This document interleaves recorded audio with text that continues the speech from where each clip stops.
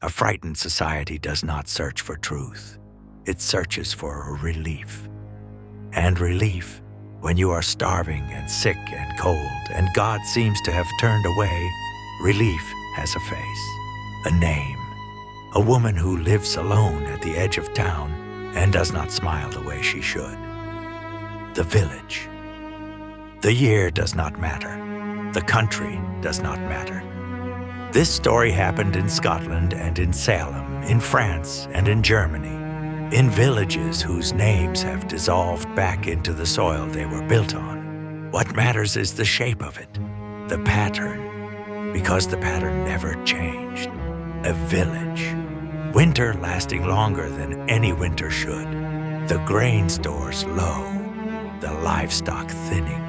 2 children buried in November, a third in January. The river running a color it had no right to run. The priest praying harder, and the silence of God growing louder in response. The woman, her name in most versions of this story is something simple, something common. A name her mother chose without knowing what it would one day be attached to in the mouths of frightened people. She knew herbs. She knew the names of the stars her grandmother had taught her. She moved through the village with a stillness that some people found comforting and others found deeply wrong. She had no powerful friends, no husband to speak for her, no children to soften her image. She was, in the specific way that matters most in terrible times, entirely unprotected. She was not a witch.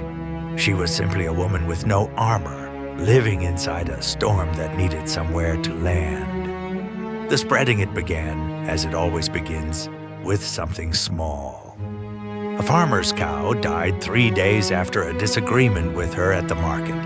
A child woke with a fever and said her name in her sleep. 2 women, good women, frightened women, began to share what they had always quietly wondered about her. And once wonder is spoken aloud. She was brought before the village council on a Tuesday. The charges were read aloud. The evidence was the absence of evidence. She had no explanation for why the cows died, no proof of her innocence, no witness to her ordinary humanity. On the specific nights the accusations required her to be something else, unthought to.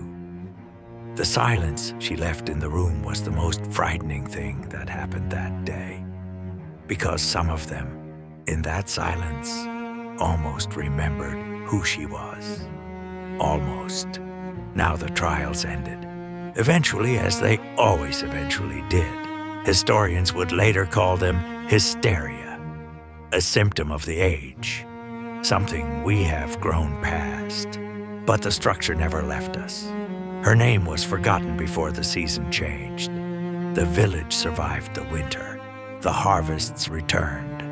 Life continued with terrifying ease. The most terrifying thing about witch trials is not that people believed in witches. It is how quickly fear can turn ordinary people into something worse.